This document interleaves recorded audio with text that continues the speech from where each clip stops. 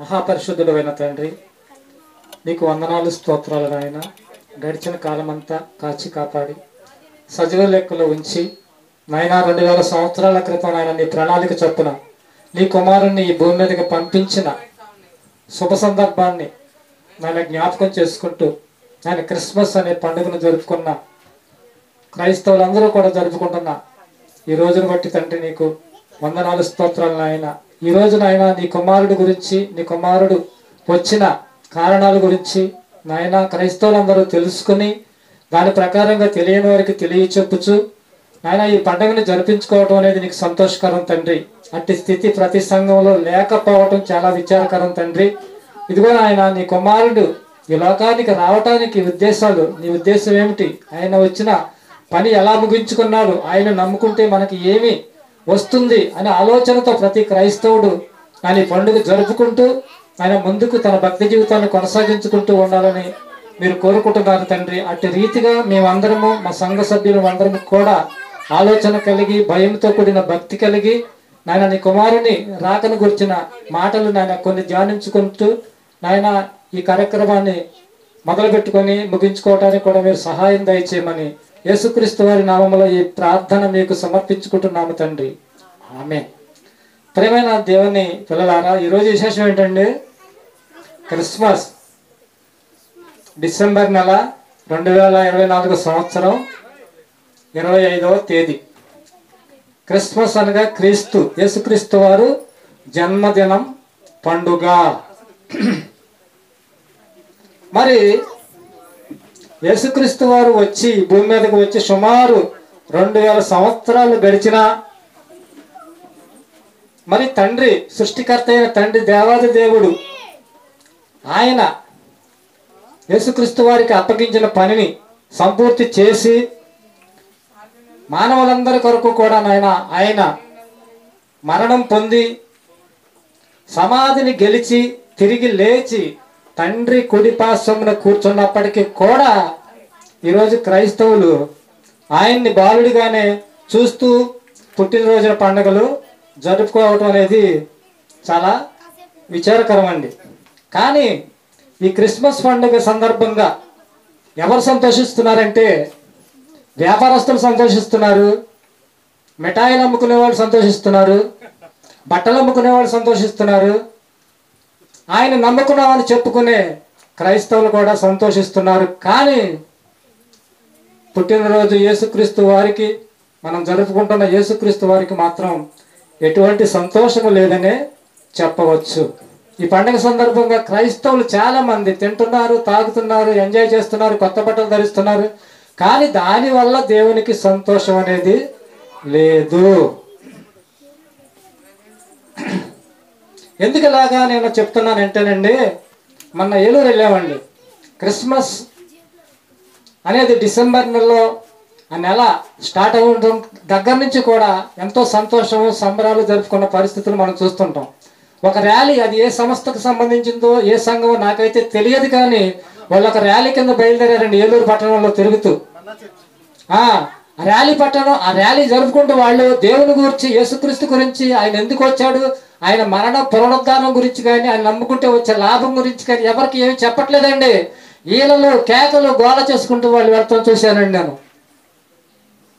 నాకు చాలా బాధ అనిపించింది. ఒక అన్యజనులు చేస్తున్నట్లుగా క్రైస్తవులు చేస్తున్నారంటే చాలా చాలా బాధాకరం అండి. ఎంత సైలెంట్గా ఉండాలండి క్రైస్తవుడు, ఎంత నిదానస్తుడిగా ఉండాలి, ఎంత జ్ఞానంతో వాక్యం ప్రకటించాలి. ఆ బాధ్యతను మరిచిన వారు అలా ప్రకటించడం, అలా కేకలు వేస్తాం చూస్తుంటే నాకు చాలా బాధ అనిపించిందండి.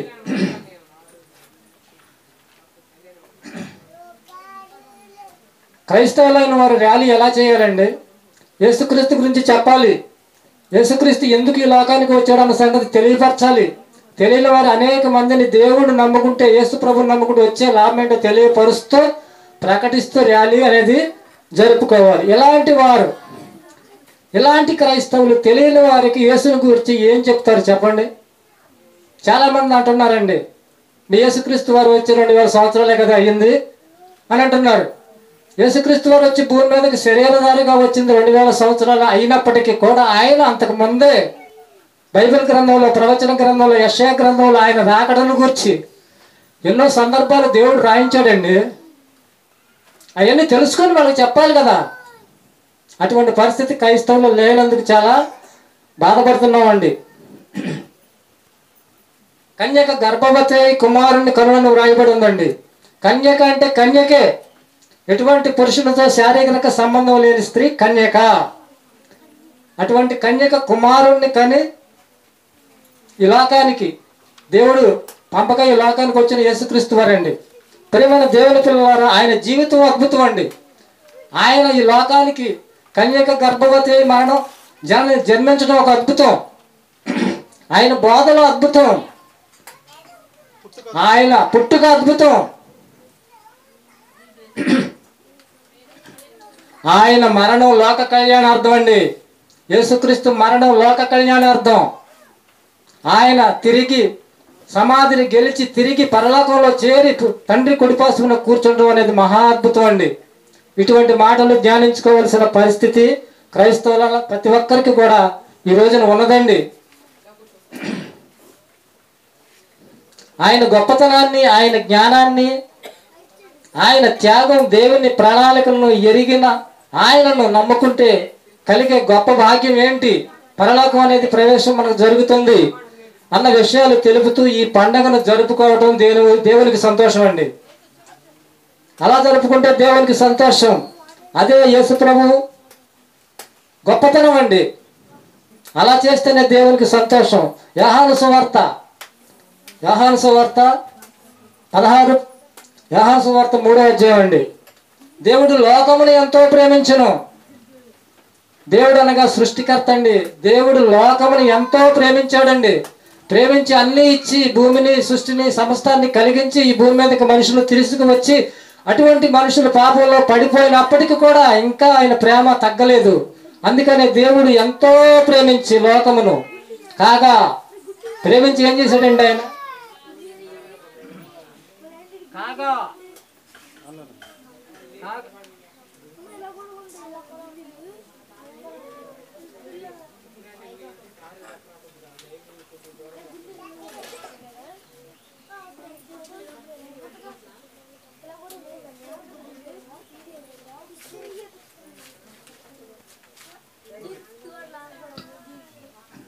దేవుడు లోకమును ఎంతో ప్రేమించాడు.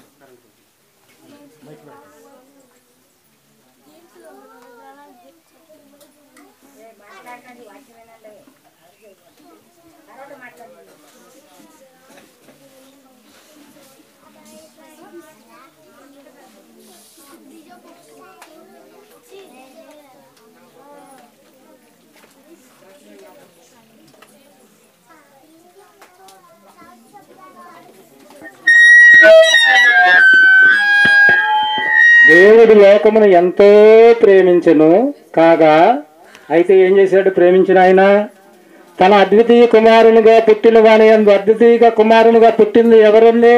ఈరోజు మనం క్రిస్మస్ అనే పండుగ ఎవరి పేరుతో జరుపుకుంటున్నామండి? యేసుక్రీస్తు. ఆయన అద్వితీయ కుమారుడు యేసుక్రీస్తుగా పుట్టిన వాని యందు విశ్వాసముంచు, ఆయన్ని నమ్మితే, ఆయన్ని అంగీకరించితే ప్రతివాడు, అలా చేస్తే ప్రతివాడు నశింపక, నమ్మకపోతే నశించిపోతారా? ఖచ్చితంగా నశించిపోతారని నమ్మిన వానికి నిత్యము నశింపక నిత్య జీవనం పొందినట్లు ఆయనను అనుగ్రహించిన తన ప్రియ కుమారుణ్ణి ఈ లోకానికి సమర్పించేశాడండి దేవుడు యేసుక్రీస్తు వారిని.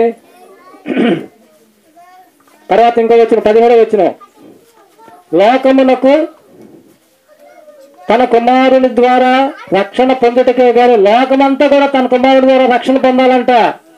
తన కుమారుని ద్వారా లోకమంతా రక్షణ పొందాలి. అందుకే గాని లోకమునకు తీర్పు తీర్చుటకు ఆయనను పంపలేదు. లోకంలో ఎవరికి తీర్పు తీర్చలేదండి యేసుక్రీస్తు వారు. చాలా మంది వచ్చిన వాళ్ళు తీర్పు తీర్చారు, కానీ యేసుక్రీస్తు వారు తీర్పు తీర్చడానికి రాలేదు. తీర్పు తర్వాత ఉన్నది. యేసుక్రీస్తు యేసు ప్రభు దేవుడని, దైవ కుమారుడని మనిషి శరీరం ధరించుకొని ఈ భూమి మీదకు మన కొరకు, మనిషి శరీరంతో మన కొరకు ఈ భూమి మీద బ్రతికాడని ఎందరైతే ఆయన నమ్ముతారో, అలా ఎందరైతే అంగీకరిస్తారో అందరినీ రక్షింపగల సమర్థుడు యేసుక్రీస్తు ప్రభుల వారు. అందరినీ అండి, భూమి మీద ఉన్న ప్రతి మనిషిని రక్షింపగల సమర్థుడు. ప్రియమైన దేవుని పిల్లలారా, 100 మందిని చంపిన వాడు ఎలా ఉన్నారు? 100 చంపిన వాడిని ఏమన్నారండి సినిమాల్లో? 100 మందిని చంపిన వాడు హీరో, వీరుడు. అలాగే 100 మందిని చంపిన వాడు వీరుడు అంటారు. ఒక్క మనిషిని బ్రతికిస్తే దేవుడు అంటారండి. అలా బాహుబలి సినిమాలో ఒక్క మనిషిని మనుషులందరినీ చంపకుండా కనికరించి బ్రతికించిన మరి ఆ వీరుడికి రాజ్యం కూడా అప్పగించిందండి ఆ తల్లి. ఇవన్నీ కూడా మనం సినిమాలో చూస్తున్నాం. 100 మందిని చంపిన వాడిని హీరో అంటుంది లోకం. ఒక్క మనిషిని బ్రతికిస్తే దేవుడు అంటారు. యోహాను సువార్తలో వ్రాయబడిన ప్రకారం దేవుడు లోకమును ఎంతో ప్రేమించెను. లోకానికి పంపిన యేసుక్రీస్తు ప్రభువును ఎందరైతే నమ్ముతారో, ఎందరైతే నమ్మి వారిని అందరినీ కూడా, ప్రపంచంలో ఉన్న వారందరూ నమ్మారనుకోండి, ప్రపంచంలో ఉన్న వారందరినీ ఆయన బ్రతికించగలడు. ఒక్క మనిషిని కాదండి, ప్రపంచంలో ఉన్న వారందరినీ బ్రతికించగలడు యేసుక్రీస్తు ప్రభులు వారు. మరి ఈ యేసు ప్రభువుని ఏమని కీర్తించాలి, ఎలా గొప్ప చేయాలి, ఏమని పొగడాలి అని ఆలోచన చేస్తూ ఈ పండుగ జరుపుకోవడం అనేది దేవునికి సంతోషకరం అండి.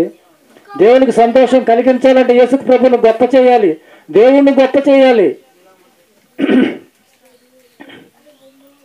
దేవుళ్ళు అనబడే వారికే దేవుడని మనం కీర్తించవచ్చండి యేసు ప్రభువుల వారిని. దేవుళ్ళు అనబడిన వారికే దేవుడు యేసుక్రీస్తు వారు. 100 మందిని చంపిన వాడు హీరోనా ప్రపంచంలో? చెప్పండి. 100 మందిని చంపిన వాడు హీరోనా? ప్రపంచం అందరినీ బ్రతికించిన వాడు ఆయన హీరోనా? ప్రపంచంలో అందరినీ బ్రతికించగలిగిన శక్తి కలిగిన వాడు హీరో. ఆయన ఎవరు? యేసుక్రీస్తు ప్రభుల వారు. ప్రపంచం నువ్వు నమ్మితే నిన్ను, ఎందరైతే నమ్ముతారో ప్రతి ఒక్కరిని కూడా రక్షించి పరలోకం చేర్చగలిగిన సమర్థుడు యేసుక్రీస్తు ప్రభుల వారు. కానీ ఈ ప్రపంచానికి అర్థం కావట్లేదు యేసుక్రీస్తు వారు.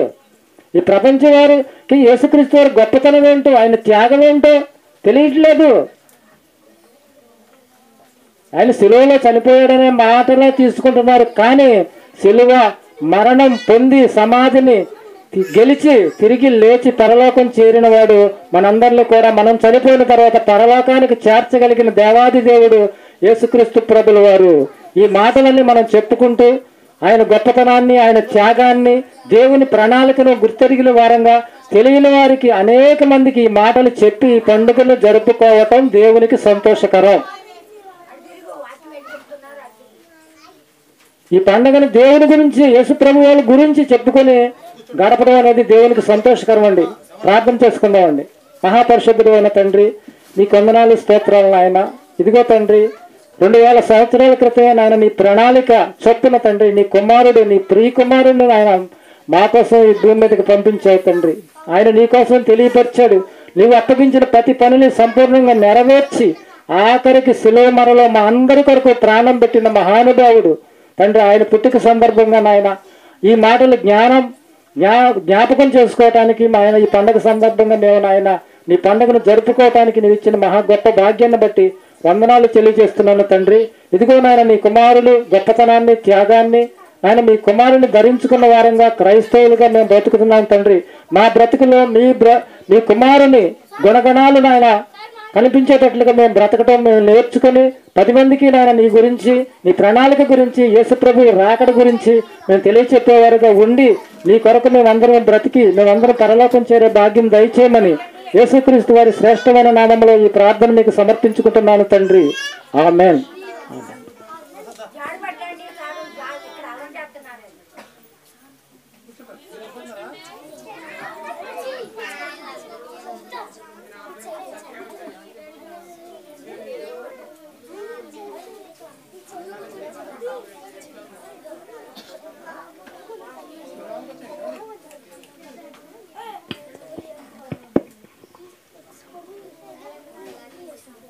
ప్రార్థన చేసుకున్నామండి. పరిశుద్ధుడా పరలోకమందున మా తండ్రి, నీ యొక్క ఘనమైన శ్రేష్టమైన నామానికి వందనాలు తండ్రి. ఈ యొక్క సమయంలో కొద్దిసేపు నీ యొక్క మాటలు చెబుతుండగా నాకు మంచి జ్ఞానాన్ని దయచేయండి తండ్రి. అలాగే వినేవారు కూడా గ్రహించే మనసును దయచేసి వాక్య ప్రకారం తండ్రి జీవించి నీవున్న నిత్య రాజ్యాన్ని చేరుకునే బిడ్డలుగా ఉండటానికి సహాయం దయచేయమని యేసు నామమున అడిగి వేడుకుంటున్నాం తండ్రి, ఆమేన్. ప్రియమైన దేవుని వారలారా, ఇప్పటి వరకు కూడా మరి యేసుక్రీస్తు వారి యొక్క పుట్టుక గురించి, మరి ఆయన ఈ లోకానికి ఎందుకు వచ్చారు అనే విషయాలు మనం తెలుసుకున్నామండి. ప్రియమైన దేవుని వారలారా, ఈ రోజున మరి క్రీస్తు జన్మదినం కింద ప్రపంచం మొత్తం కూడా జరుపుకుంటూ ఉన్నారండి. అయితే మరి ఈ యొక్క డిసెంబర్ నెల ప్రారంభం నుండే చాలా చోట్ల అనేక సంఘాల్లో సెమీ క్రిస్మస్ అనే పేరుతో అనేక సంఘాల్లో మరి రకరకాలైన కార్యక్రమాలు మరి చేయడం అనేది జరుగుతుందండి.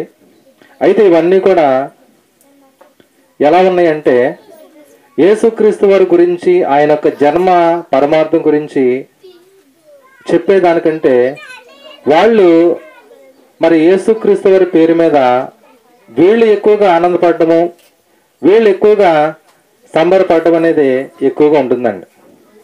చాలామందికి ఏంటంటే క్రిస్మస్ అనేది ఎలా భావిస్తున్నారంటే ఒక సరదాల పండుగ. ఎలా భావిస్తున్నారండి? వినాలండి. క్రిస్మస్ అనేది ఎలా భావిస్తున్నారు?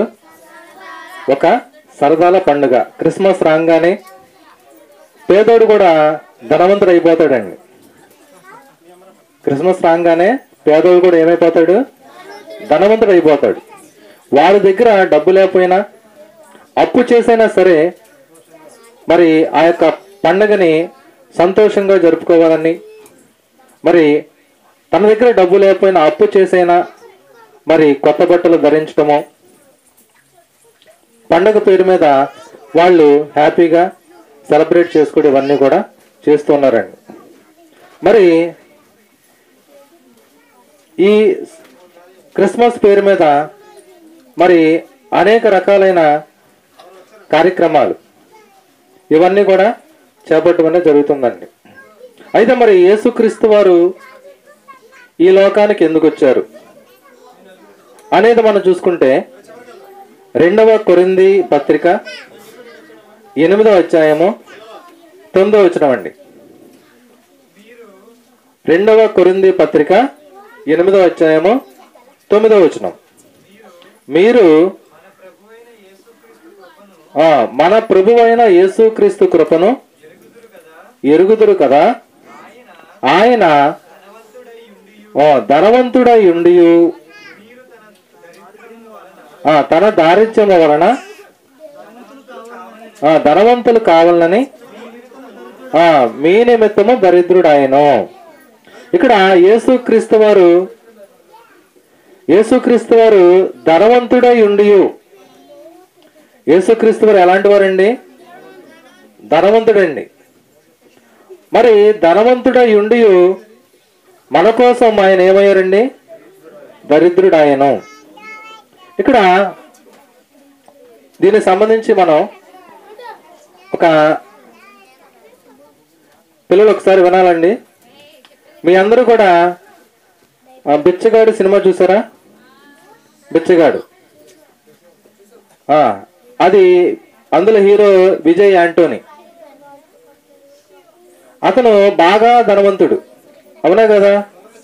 బాగా ధనవంతుడు. అయితే బాగా ధనవంతుడైన ఆ హీరో మరి తన తల్లి కోసం, తల్లికి అనారోగ్యంగా ఉందని చెప్పి 40 రోజులు ఒక దీక్ష, బిచ్చగాడు దీక్ష లాంటిది చేపట్టడం అనేది జరిగిద్దండి. ఈ సినిమా కూడా బాగా హిట్ అయింది. 30 కోట్లతో ఖర్చు పెట్టి సినిమా తీస్తే 100 కోట్ల వరకు సంపాదించి పెట్టిందండి. ఇక్కడ ఇదంతా కూడా నటన, విజయ్ యాంటోనీ చేసిన నటన, రియల్ స్టోరీ అండి కాదు. కానీ ఇక్కడ యేసుక్రీస్తు వారి గురించి ఇదంతా కూడా నటన కాదండి. యేసుక్రీస్తు వారు ఈ లోకానికి రావడం ఇదంతా నటన అండి, వాస్తవం. ఏంటండి? వాస్తవం.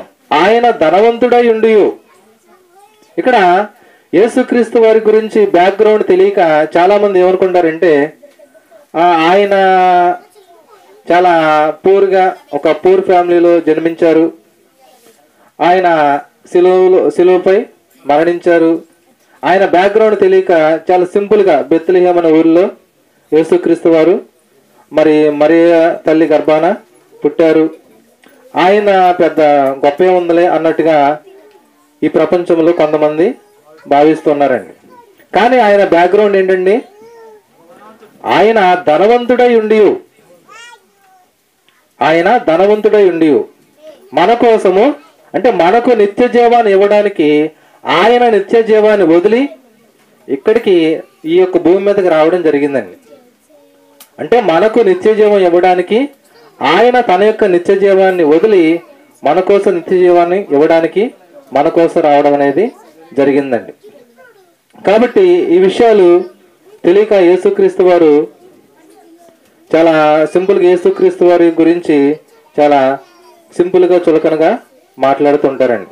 యోహాను సువార్తలో కూడా మనం చూసుకుంటే యోహాను సువార్త 1:1 ఆది యందు వాక్యముండెను, వాక్యము దేవుని యొద్ద ఉండెను, సమస్తము ఆయన మూలంగా కలిగి ఉన్న ఏది కూడా ఆయన లేకుండా కలగలేదు.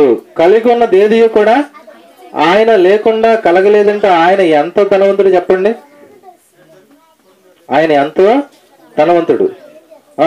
కాబట్టి సమస్తము కూడా కలిగి ఉన్నది ఏది కూడా ఆయన లేకుండా కలగలేదు. అలాంటి ధనవంతుడు మన కోసం ఈ యొక్క భూమి మీదకి తన్ను తాను తగ్గించుకొని ఒక మరియ తల్లి గర్భాన పుట్టడం. అలాగే ఇక్కడ ఆయన సెలెక్ట్ చేసుకుంది కూడా ఏంటంటే ఒక రిచ్ ఫ్యామిలీని ఏమైనా సెలెక్ట్ చేసుకున్నారండి? రిచ్ ఫ్యామిలీ ఏం కాదు. మరియమ్మ గారు ఆమె కూడా ఒక షూనేమీరు అలాగ బాగా గొప్ప ధనవంతురాలా కాదండి. ఒక బెత్లెహేం పెద్ద సిటీ నది. ఇంకా అలాంటి అంటే ఆయన తన్ను తాను తగ్గించుకుని అంటే మనకు నిత్య జీవాన్ని ఇవ్వడానికి మన కోసము ఆయన ధనవంతుడై ఉండి కూడా మన కోసం ఆయన తన్ను తాను తగ్గించుకొని మన కోసము దరిద్రుడాయను అని దేవుని వాక్యం చెప్తుందండి. కాబట్టి దేవుని వాక్యాన్ని వింటున్న మనము ఆయన పుట్టుక యొక్క పరమార్థం ఇప్పటికీ కూడా ఏంటంటే ఆయన జన్మదినాన్ని గుర్తు చేసుకుంటారు. ఇప్పటికీ కూడా యేసుక్రీస్తు వారు పశువుల పాకలో పుట్టారని ఈ విధంగా గుర్తు చేసుకుంటున్నారు తప్ప అసలు ఆయన ఏం చెప్పారు, ఈ లోకానికి వచ్చి ఏం చెప్పారు, మనల్ని ఎలా బ్రతకమన్నారు, ఎలా ఉంటే ఆయన ఉన్న నిత్య జీవానికి చేరగలం, ఈ విషయాలు చాలా మంది ఈ క్రిస్మస్ పేరు మీద చెప్పడం లేదండి. కాబట్టి దేవుని వాక్యం వింటున్న మనమైనా యేసుక్రీస్తు వారు చెప్పినట్టుగా ఆయన మార్గాల్లో నడుచుకుని ఆయన ఉన్న నిత్య రాజ్యాన్ని చేరుకునే బిడ్డలుగా ఉండాలని కోరుకుంటూ ఈ యొక్క వాక్యాన్ని ముగిస్తున్నానండి. ప్రార్థన చేసుకుందాం. పరిశుద్ధుడా, పరలోకమందున్న మా తండ్రి, ఇప్పటి వరకు కూడా నీ యొక్క జన్మ పరమార్థం గురించి కొన్ని వాక్యాలు నీ యొక్క పిల్లలకి చెప్పాను తండ్రి. విన్న వాక్యాన్ని తండ్రి అర్థం చేసుకుని నీవు ఈ యొక్క లోకానికి ఎందుకు వచ్చావనే విషయాన్ని మీ యొక్క పిల్లలకి వివరించి చెప్పాను తండ్రి. విన్న వాక్య ప్రకారం దాన్ని జీవించి మేమంతా నీ యొక్క నిత్య రాజ్యాన్ని చేరుకునే బిడ్డలుగా ఉండటానికి సహాయం దయచేయమని మహిమ ఘనత ప్రభావాలు మీరే పొందాలని కోరుతూ యేసు నామమును అడిగి వేడుకొంచున్నాం తండ్రి, ఆమేన్. మన మధ్యలో ఉన్న యాకోబు గారు వచ్చి కొద్దిసేపు దేవుని మాటలు చెప్తారండి.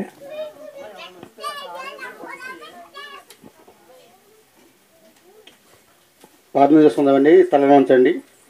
తండ్రి పరలోకం నా కన్నా తండ్రి, నాయన కొన్ని మాటలు చెప్తున్నాను కదా ఆయన, మంచి జ్ఞానం ఇచ్చిన ఆయన, వినేవారికి మంచి జ్ఞానం ఇచ్చిన ఆయన, మీ ఇష్ట ప్రకారంగా జీవించే భాగ్యం మీ అందరికీ దయచేయమని యేసయ్య నామములో ఈ ప్రార్థన అడిగి వేడుకుంటున్నాను తండ్రి, ఆమేన్.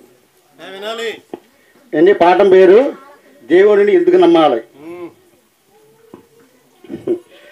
ఎన్ని నవాబు గారికి మీ అందరికీ తెలిసిన విషయాలు అండి చెప్తాను, ఏమన్నా తప్పుగా మాట్లాడితే క్షమించండి. నవాబు గారు ఆ కాలంలో ఉన్నారు, దేవుని యొక్క జ్ఞానంలో బతుకుతున్నారు. అయితే నవాబు గారికి దేవుడు, నైనా మీకు జలప్రయాణం తొందరగా వస్తుంది, నువ్వు ఓడ కట్టాలని దేవునికి నవాబ్ గారికి చెప్పినప్పుడు నవాబ్ గారు ఆ కుటుంబం కలిసి మొత్తం కలిసి ఓడ కట్టారండి. ఓడ కట్టి దేశంలో మొత్తం అందరికీ జలప్రయాణం తొందరగా వస్తుంది, మీరందరూ వాళ్ళకి రావాలని అందరికీ ప్రకటించారండి. అయినా సరే దేవుణ్ణి ఎవరు నమ్మలా, నవాబ్ గారిని కూడా ఎవరు నమ్మలా. అంత ఉత్తిదే, ఈ ఓడగారితో అన్నీ అనవసరం, ఏదో ప్రత్యేక కట్టుకుంటున్నాడు కాబట్టి ఇవన్నీ ఉత్తిదేనని ఆయన మాట, దేవుడి మాట నమ్మలా, నవాబ్ గారి మాట కూడా నమ్మలా. ఈ కాలంలో కూడా దేవుని యొక్క కొన్ని కోట్ల మంది ఉంటున్నారండి, వింటున్నారు కానీ దేవుని యొక్క మాట ఎవరు పాటిస్తుందా లేదండి. వింటున్నారు, బయటికి వెళ్ళిపోతున్నారు కానండి దేవుని ఇష్ట ప్రకారంగా జీవించేవారు ఎవరూ లేరండి. అసలు ఈ దేశంలో కూడా అండి పరలోకం వెళ్ళాలి, నీతిమంతుడిగా మన భూమి మీద జీవించాలి, మన పరలోకం చేరాలనే మాట మరి ఎవరికి లేదండి. ఒకళ్ళు ఇష్ట ప్రకారం ఎవరు ఇష్ట ప్రకారంగా జీవిస్తారు కానీ అసలు దేవుని యొక్క మాటకి పాటించే వాళ్ళు ఎవరూ లేరండి. ఈరోజు క్రిస్మస్ పండుగ చేసుకుంటున్నారండి. దేవుడు అని చెప్పడండి, నా కోసం మీరు ఏడవద్దు, మీ పిల్లల కోసం మీకోసం ఏడవండి, నేను నీతిమంతుడిని పరలోకానికి వెళ్ళిపోతాను, మీరే రారు అంటే ఈ రోజు అందరండి తినుతూ తాగుతూ సంతోషిస్తారు కానీ దేవుని బడి సంతోషిస్తున్నారండి. ఈ దేశంలో బడి అండి అందరూ కూడా తాగుతూ తింటూ ఇష్టాసారంగా జీవిస్తున్నారండి. దేవుడికి అన్నీ కావాలండి, ఆయనకి అల్లరి సిల్లర మాటలండి అస్సలు లేదండి. అసలు ఈ రోజు ఏం చేస్తాయి జనం, అసలు ఎవరికి ఏమి మాత్రం కూడా దేవుడు అంటే లెక్క జమం ఏమీ లేదండి. అసలు మనుషులకు కూడా ఎవరికి జ్ఞానం లేదండి అసలు. కాబట్టి అండి మనం మటుకి దేవుని యొక్క ఇష్టప్రకారం మనం జీవించాలండి, పరలోకానికి మనం అందరూ చేరాలండి, పాటించాలండి. మనం దేవుని యొక్క మాటలో మనం పాటించాలి, పాటిస్తేనే మనం వెళ్తామండి. ఈరోజు ఎవరు కూడా అసలు ఇంటున్నారు కానీ బయటకు వెళ్ళిపోతారు కానీ బయట చాలా మంది గ్రమిస్తారండి. నేను దేవుని యొక్క రోజు ప్రార్థన చేస్తారు, ఇంటి దగ్గర భార్యాభర్త ఇద్దరు కలిసి రోజు ప్రార్థన చేస్తారు కానీ ఎవరు కూడా దేవుని పాటిస్తారండి. కుక్కొచ్చా తిడుతున్నారు, ఒక మనిషి లోపలికి దొడ్లోకి వెళ్ళినా తిడుతున్నారు, రకరకాలుగా జీవిస్తారండి మనుషుల మటుకి. కాబట్టి అండి ఈ మాట కొద్ది మాటలు దేవుని దీవించరుగాక ప్రార్థిస్తున్నారండి. తండ్రి పరలోకన కన్నా తండ్రి ఏదైనా 2 మాటలు చెప్పాను ఆయన, ఈ మాటలు విని ఆయన నీ ఇష్ట ప్రకారంగా జీవించే భాగ్యం అందరికీ దయచేయమని యేసయ్య నామములో ఈ ప్రార్థన అడిగి వేడుకున్న తండ్రి, ఆమేన్.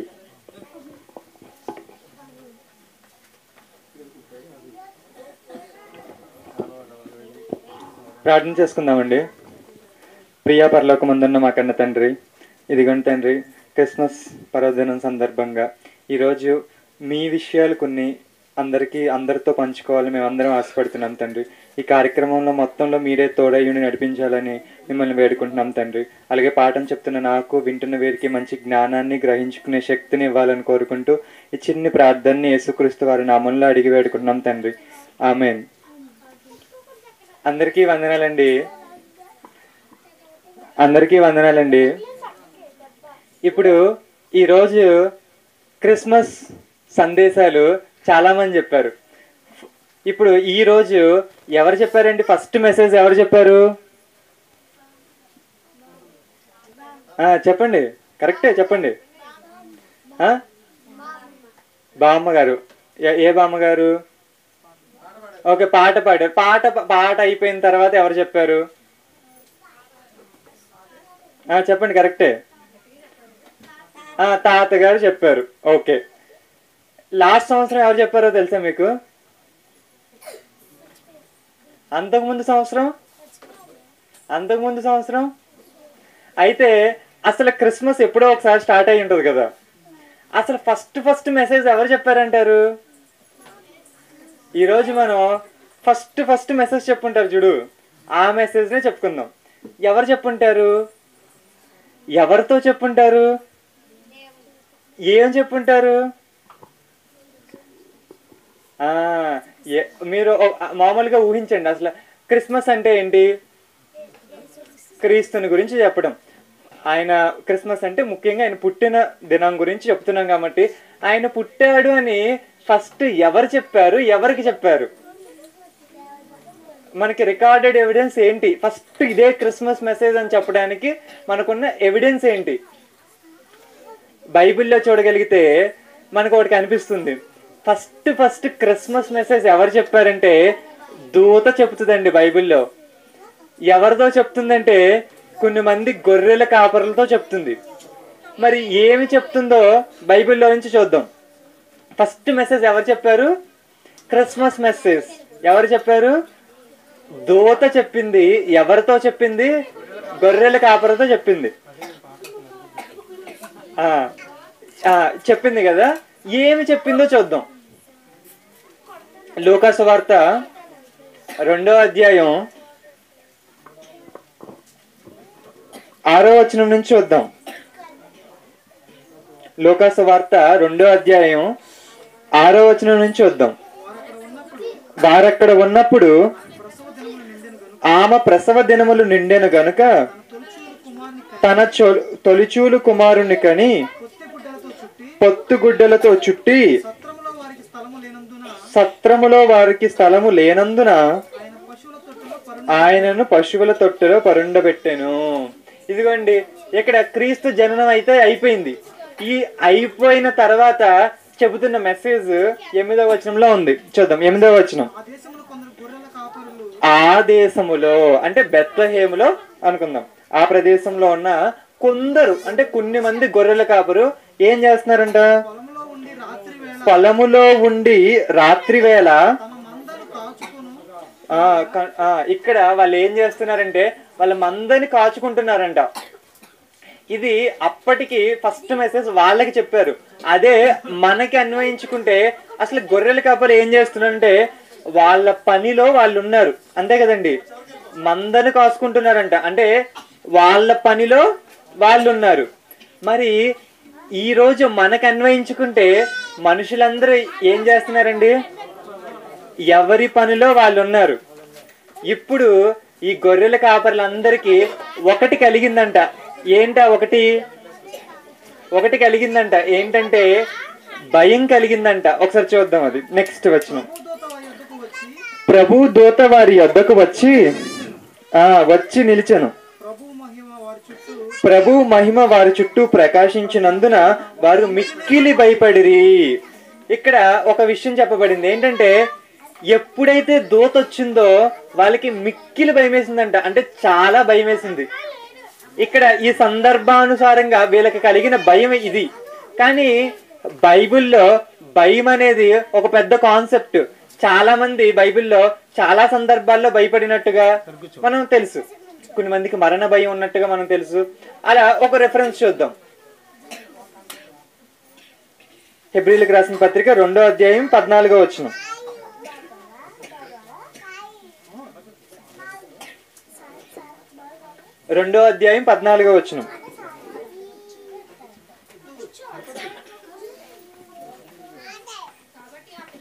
కాబట్టి ఆ పిల్లలు మనం కిందకి వెళ్ళిపోతే జీవితకాలం అంతయు అని ఉంటుంది. అక్కడి నుంచి చదవండి. జీవితకాలం అంతయు మరణ భయము చేత దాస్యమునకు లోబడిన వారిని విడిపించుటకు ఆయన కూడా రక్త మాంసంలో పాలువాడాయను. ఇక్కడ మనుషులందరికీ ఉన్న భయాలు, అక్కడ వాళ్ళకేం కలిగిందంటే ఒక భయం కలిగింది. చచ్చిపోతామేమో అనే ఒక భయం కలిగింది. ఇక్కడ మరణ భయం అని చెబుతున్నారు. అంటే మనుషులకు కలిగే భయాలకి ఏం చెబుతున్నారంటే, అంటే సాధారణంగా ఎవరికైనా భయం ఉంటుంది కదండి. ఇక్కడ ఫర్ ఎగ్జాంపుల్ 10th క్లాస్ రాసిన వాళ్ళు ఉన్నారు, లేకపోతే రాయిపోయే వాళ్ళు ఉన్నారు. వీళ్ళందరికీ రాసే ముందు క్వశ్చన్ పేపర్ ఎలా వస్తుందో అనే ఒక భయం ఉంటుంది. ఉద్యోగస్తులు ఉన్నారనుకోండి, మా మేనేజర్ ఏమంటాడో అనే ఒక భయం ఉంటుంది. అదే పనికి వెళ్ళే వాళ్ళు అనుకోండి, రేపు వర్షం పడుతుందేమో, ధాన్యం తడిసిపోతుందేమో అని ఒక భయం ఉంటుంది. అలాగే స్త్రీలకి ఇంకొన్ని భయాలు ఉంటాయి. ఏంటి, వంట ఏం చేయాలని, లేకపోతే కూరగాయలు లేకపోతే ఒక భయం, లేకపోతే రేట్లు పెరిగిపోతే ఇంకొక భయం. ఇలా ఏదో ఒక భయం మనకు వస్తూనే ఉంటుంది. కానీ ఇవన్నిటికి దేవుడు చెప్పేది ఏంటంటే, ఇప్పుడు మొదటి క్రిస్మస్ మెసేజ్ లో దూత చెబుతున్న మాట ఏంటంటే, ఫస్ట్ మాట లూకా సువార్త 2వ అధ్యాయం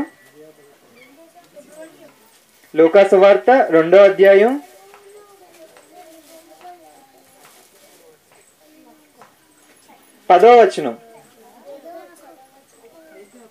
అయితే ఆ దూత, ఇదిగోండి మెసేజ్ స్టార్ట్ అవుతుంది. ఇక్కడ దూత చెబుతుంది ఫస్ట్ మెసేజ్. అదే మన బైబిల్ చరిత్రలో ఫస్ట్ క్రిస్మస్ మెసేజ్ ఏంటంటే అదే. అయితే ఆ దూత భయపడకుడి చాలండి. ఇక్కడ భయపడద్దు అని చెబుతుంది. భయపడద్దు అంత సింపుల్ కాదు కదండి భయపడకుండా ఉండడం. నిజంగానే ఇప్పుడు మనం ఉన్నాం. ఇందాక నేను బోల్డ్ అని భయాలు చెప్పాను. ఇప్పుడు ఆ పలానా భయం ఉన్న వాళ్ళకి భయపడద్దమ్మా భయపడద్దమ్మా భయపడద్దు అంటే మీరు రాస్తే తెలుస్తుందండి ఎగ్జామ్ అంటారా లేదా అండి? అంతే కదండి. అలాగే నేనున్నాను అనుకోండి, ఏదో ఉద్యోగంలో టెన్షన్ ఉందనుకోండి, నేనేం చెప్తాను, మీరు ఉద్యోగం చేస్తే తెలుస్తుందండి ఈ టెన్షన్లన్నీ అని అంటూ ఉంటారు కదండి. అంటే టెన్షన్ అనేది మనందరికీ టెన్షన్లు అయితే ఉండడం సహజమే. కానీ ఈ టెన్షన్లకి యేసుక్రీస్తు ఇచ్చే ఒక మెడిసిన్ ఏంటంటే దూత చెబుతుంది భయపడద్దు అని చెప్తుంది. మరి ఎందుకు భయపడద్దు అంటుంది? మరి ఇవన్నీ టెన్షన్లే కదా, ఇవన్నీ ఎలా పోతాయి? ఇవన్నిటిని జయించడానికి ఏమైనా మార్గం ఉందా? అదే నెక్స్ట్ వచనంలో చెప్తుంది, చూద్దాం. భయపడకుడి, ఇదిగో ప్రజలందరికీ కలగబోవు మహా సంతోషకరమైన సువర్తమానము నేను మీకు తెలియజేయుచున్నాను. ఇదిగోండి భయపడద్దు. ఫస్ట్ మాట ఏం చెప్పింది? భయపడద్దు. మీ అందరికీ మహా సంతోషకరమైన సువర్తమానం ఒకటి తెలియజేయాలనుకుంటున్నాను నేను అని అంటుంది. అది ఇక్కడ చదివేదానికంటే ముందుగా ఒకసారి యెషయా గ్రంథంలో కూడా చదువుదాం. యెషయా గ్రంథం 9వ అధ్యాయం 1వ వచనం. యెషయా గ్రంథం 9వ అధ్యాయం 1వ వచనం. ఆయన వేదన పొందిన దేశము మీద మబ్బు నిలవలేదు. ఇక్కడ దీని సారాంశం ఏంటో నేను చెబుతాను చూడండి. ఈ సందర్భాన్ని బట్టి ఏంటంటే అక్కడున్న ప్రదేశంలో ఉన్న వాళ్ళకి అంతగా ప్రకాశం లేదు, వాళ్ళ మీద మబ్బులు కమ్మాయంట. ఇందాక మీరు చెప్పారు చూసారా, నేను చెప్పాను చూసారా, చాలా భయాలు ఉన్నాయి చూసారా. ఈ భయాలన్నీ కూడా మీకు ఎందుకు వస్తున్నాయి అంటే మీ మీద కూడా ఒక మబ్బు కమ్మింది. మీ జీవితంలో కూడా ఏమీ లేదంటే వెలుగు లేదు. ఆ వెలుగుని ఇవ్వడం కోసమే యేసుక్రీస్తు వచ్చినట్టుగా మనకు అర్థమవుతుంది. ఒకసారి మళ్ళీ లూకా సువార్త వెనక్కి వచ్చేస్తే అక్కడ చెప్తున్నాడు 11వ వచనం. దావీదు పట్టణమందు నేడు రక్షకుడు. రక్షకుడు అంటే దాని అర్థం ఏంటండి? రక్షకుడు అంటే అర్థం ఏంటి? రక్షిస్తాడు. ఇంకా రక్షించేవాడు మీ దగ్గర ఉంటే ఇంకా మీకు భయం ఎందుకు? ఇప్పుడు ఒక చిన్న పిల్లోడు ఉన్నాడండి, స్విమ్మింగ్ చేస్తున్నాడు. వాళ్ళ నాన్నకి స్విమ్మింగ్ వచ్చు కాబట్టి ఆయన పక్కనే ఉన్నాడు, ఈయన స్విమ్మింగ్ చేస్తున్నాడు. గబాలమని మునిగిపోతే రక్షించడానికి ఎవరున్నారు? అలాగే యేసుక్రీస్తు వారు కూడా మనకి ఎవరంట? రక్షకుడు. అందుకే దేవుడు మనల్ని భూమి మీదకి పంపించి ఎవరినిచ్చాడంటే రక్షకుడినిచ్చాడు. గబాలమని నువ్వు తప్పిపోతే, నువ్వు తప్పుడు మార్గంలో వెళ్ళిపోతే అప్పుడు నేను రక్షించడానికి ఒక రక్షకుడిని దేవుడు ఆల్రెడీ సిద్ధంగా చేసి ఉంచాడు. నువ్వు ఏం చేయాలంటే ఆ రక్షకుడిని తోడు పెట్టుకుని వెళ్ళాలి. అంటే నీ జీవితంలో యేసుక్రీస్తుంటే నీకు రక్షకుడు ఉంటాడు. రక్షకుడు ఉంటే ఇంక నీకు భయం ఎందుకు? అంటే ఈరోజు మనకి కలిగే భయాలు కానీ టెన్షన్లు కానీ లేకపోతే ఏ విషయమైనా అండి, ఏదో ఒక ఇంట్లో సమస్యలు కానీ ఏదో ఒక సమస్య ఏదో ఒక కష్టం వస్తూనే ఉంటుంది. కానీ మనందరికీ తెలియాల్సింది ఏంటంటే నాకు రక్షకుడు ఉన్నాడు, రక్షించేవాడు నాకున్నాడు, ఇక నాకు భయం ఎందుకు?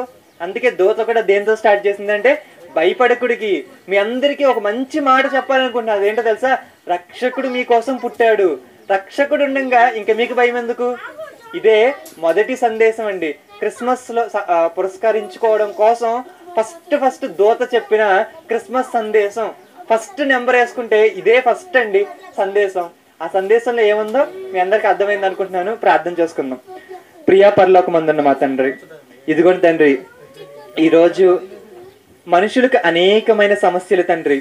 కొన్ని మందికి ఆరోగ్య సమస్యలు, కొన్ని మందికి డబ్బు సమస్యలు, కొన్ని మందికి కుటుంబ సమస్యలు, అనేక సమస్యలు ఉన్నాయి తండ్రి. కొన్ని మందికి ఉద్యోగ సంస్థమైన టెన్షన్స్ ఉన్నాయి, కొన్ని మందికి కుటుంబంలో ఉన్న వ్యవహారాలను బట్టి టెన్షన్స్ ఉన్నాయి. ఇలా టెన్షన్ ఏదైనా కూడా మాకు ఏ విషయంలో కూడా భయపడద్దు అని మీరు అభయం ఇచ్చారు తండ్రి.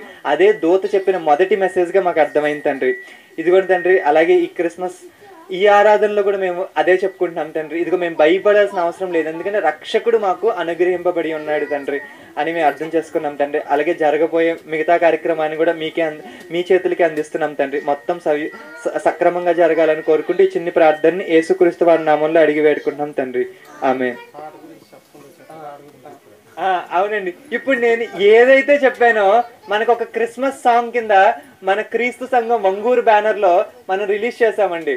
ఏంటంటే సేమ్ ఇప్పుడు నేను ఏదైతే మాటలు మీకు ఎక్స్ప్లెయిన్ చేశానో పాట రూపంలో అయితే మనకి ఈజీగా అర్థమవుతుంది, ఈజీగా గుర్తుంచుకుంటాం. సో దానిలో కూడా ఫస్ట్ చరణం, రెండో చరణం, దాని సారాంశం ఏంటంటే ఇప్పుడు నేను మీకు ఏం చెప్పాను, ఫస్ట్ పల్లవి ఏంటంటే మహా సంతోషకరమైన సువర్తమానము. ఏంటది? యేసుక్రీస్తు రక్షకుడు పుట్టాడనేది. అసలు యేసు అంటే ఏంటి, ఇమాన్యుయేల్ అని పేరు ఎందుకు పెట్టాడు అని ఆ పాటలో ఆ విషయాన్ని క్రోడీకరించుకుంటూ చెప్పాం. మన బ్యానర్లో అనేకమైన పాటలు వచ్చాయి. క్రిస్మస్కి మనం ఒక స్పెషల్ సాంగ్ను కూడా రిలీజ్ చేయడం జరిగింది. ఆ స్పెషల్ సాంగే ప్రజలందరికీ కలగబోవు మహా సంతోషకరమైన సువర్తమానము యేసుక్రీస్తు జననం అని చెప్పుకున్నామండి. సరే,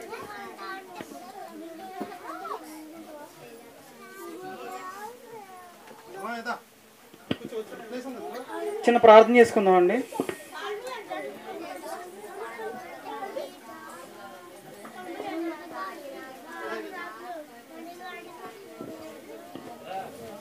చిన్న ప్రార్థన చేసుకుందామండి.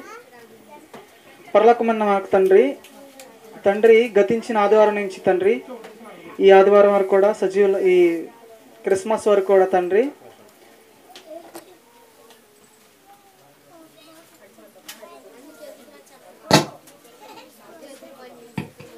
చిన్న ప్రార్థన చేసుకుందామండి. తండ్రి గతించిన క్రిస్మస్ కాడ నుంచి ఇప్పుడు ఈ క్రిస్మస్ వరకు కూడా సజీవ లెక్కలో ఉంచి తండ్రి నీ సన్నిధిని చేరుకొని తండ్రి కొన్ని మాటలు నేర్చుకునే భాగ్యాన్ని ఇచ్చినటువంటి ప్రతి ఒక్కరు కూడా దయచేసి తండ్రి మీ స్తోత్రాలు తండ్రి. అలాగే తండ్రి ఇప్పుడు కూడా చాలా మాటలు మీ యొక్క జననాన్ని గురించి మేము నేర్చుకున్నాం తండ్రి. ఇంకొన్ని మాటలు మేము నేర్చుకుని తండ్రి మా పిల్లల హృదయంలో మంచిగా విత్తబడి తండ్రి వారు మంచిగా మీ సన్నిధిలో ఎదిగే భాగ్యాన్ని ప్రతి ఒక్కరు కూడా దయచేయమని యేసుక్రీస్తు నామమున ప్రార్థన అడుగుతున్నాం తండ్రి, ఆమేన్.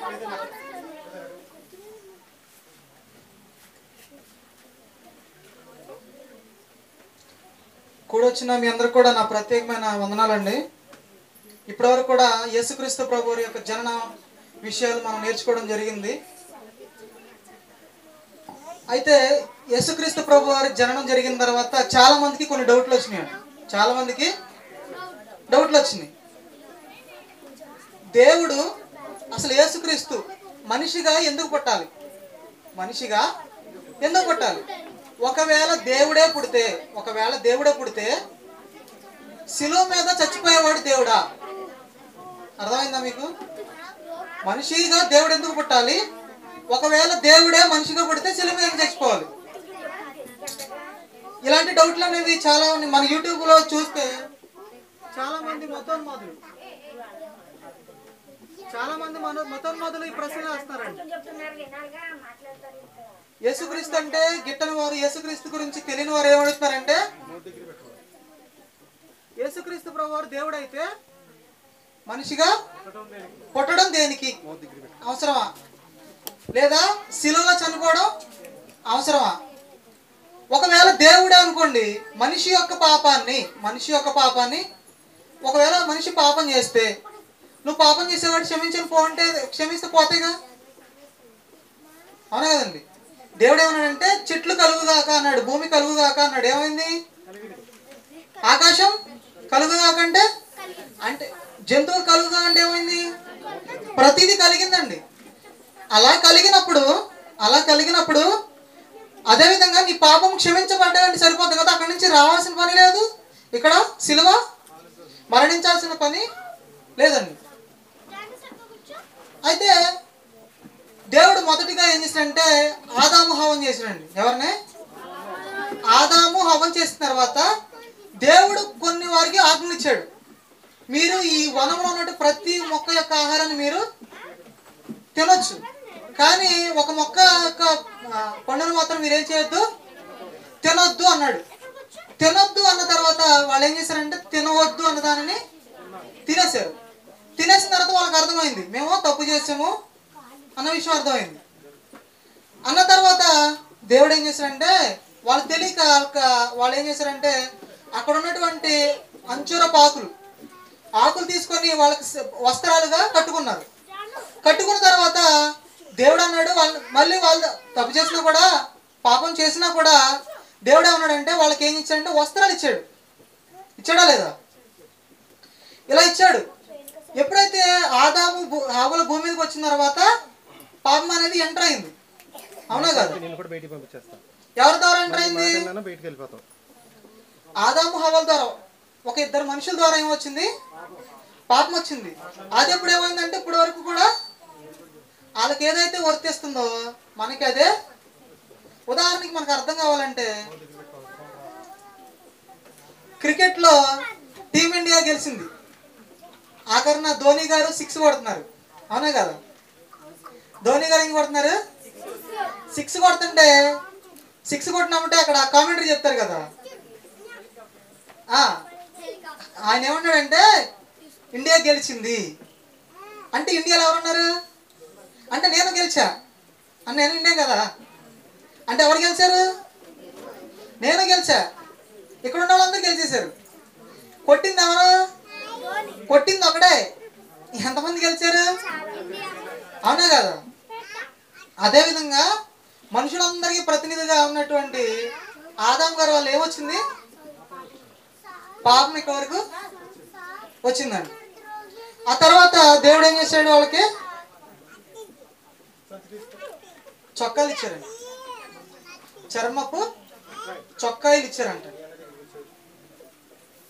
తర్వాత ఇలా జరుగుతున్న తర్వాత ఆయనకి అసలు దేవుడు మనిషిని క్షమించవచ్చు కదా, వారి కోసం చనిపోవాలా? పాపం చేసినటువంటి ఈ వీళ్ళ కోసం దేవుడు చనిపోవాలా?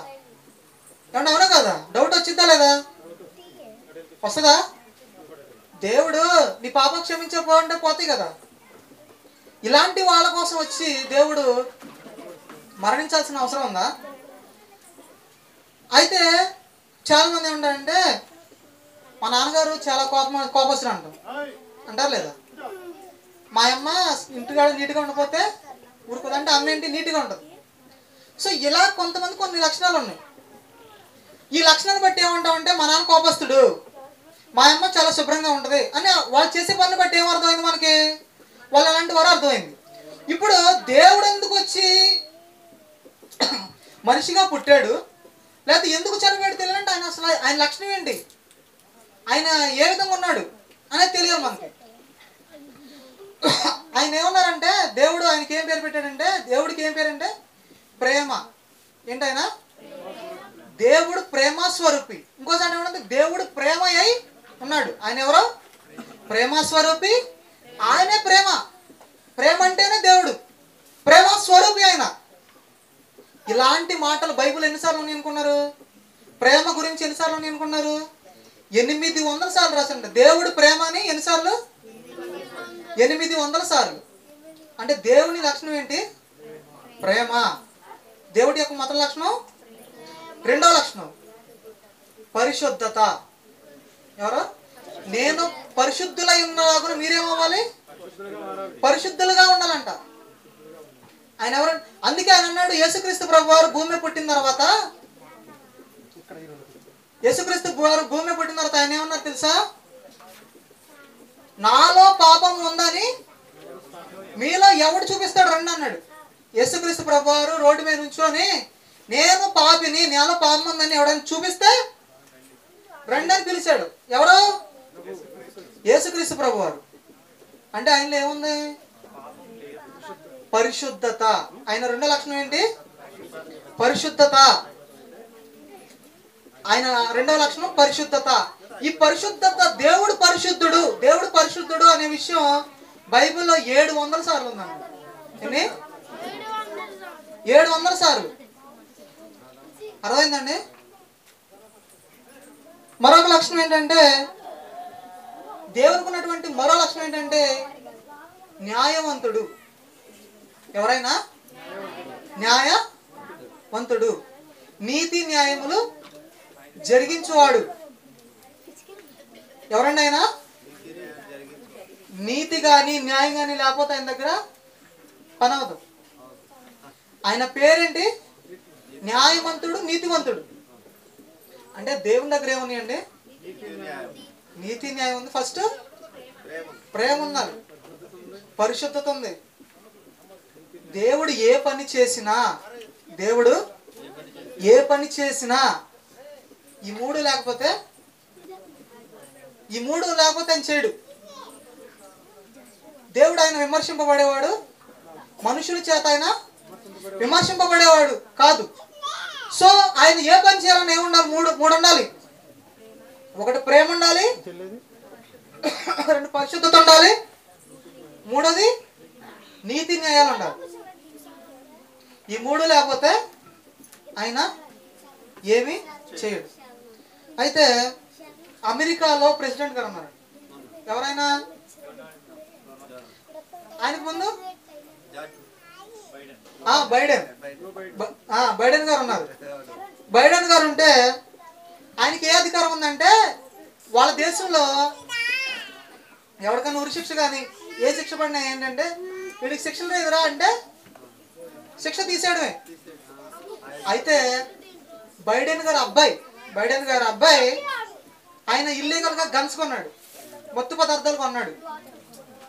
మత్తు పదార్థాలు అమ్మడం, లేకపోతే వాళ్ళు కొన్న గన్స్తో అక్కడ లోపల ఉన్న వాళ్ళు కొంతమందిని చంపేయడం చేశాడు, క్రూరమైన పని చేశాడు. అయితే ఈ బైడెన్ గారు లాస్ట్లో ఓడిపోయారు కదా, అవునా కదా? బైడెన్ గారు ఏమయ్యారు? ఓడిపోతున్న టైంలో ఆయన ఏం చేశారంటే మా అబ్బాయికి నేను క్షమాభిక్ష పెడతాను, ఆయనకి ఏ శిక్ష లేదన్నాడు. ఏమన్నాడండి? ఏ శిక్ష లేదు. ఎవరికే? వాళ్ళ అబ్బాయికే. ఇంకా ఏం శిక్ష లేదు, ఎక్కడ జైలుకి వెళ్ళే పని లేదు, ఉరి శిక్ష లేదు, ఏ పని లేదు, శుభ్రంగా రోడ్డు మీద తిరిగేచ్చు. ఎవరో ఆ బైడెన్ గారు అబ్బాయి క్షమించేశాడు కదా. ఏమండి ఈయన ఏం చేశాడంటే ఆయన క్షమించేసారు, కొడుక్కి క్షమాభిక్ష పెట్టేశాడు. ఇప్పుడు ఈయన చంపిన వాళ్ళకి ఆ నష్టపరిహారాన్ని ఎవరిస్తారు? ఆయన ఇవ్వాలి. ఎవరైతే నష్టపరిచారో వాళ్ళే ఇవ్వాలి. ఇతని వాళ్ళు ఎన్ని కుటుంబాలు నష్టపోయినాయో వాళ్ళందరికీ పరిహారం ఇతనే ఇవ్వాలి కదా. శిక్ష పడాలి. ఇంకా ఒక వ్యక్తిని చంపితే ఏమవుతుంది? ఇప్పుడు ఒక వ్యక్తిని చంపేసాను అనుకోండి, మామూలుగా వాళ్ళ పరిహారం ఇచ్చినా కూడా నాకేం పడద్ది? శిక్ష పడద్ది, అవునా కదా? అంటే ఈయన్ని క్షమించడం కరెక్ట్ అని అంటారా? కరెక్ట్ అని ఎవరన్నా అంటారా లేదా? అంటారు, ఖచ్చితంగా అంటారు.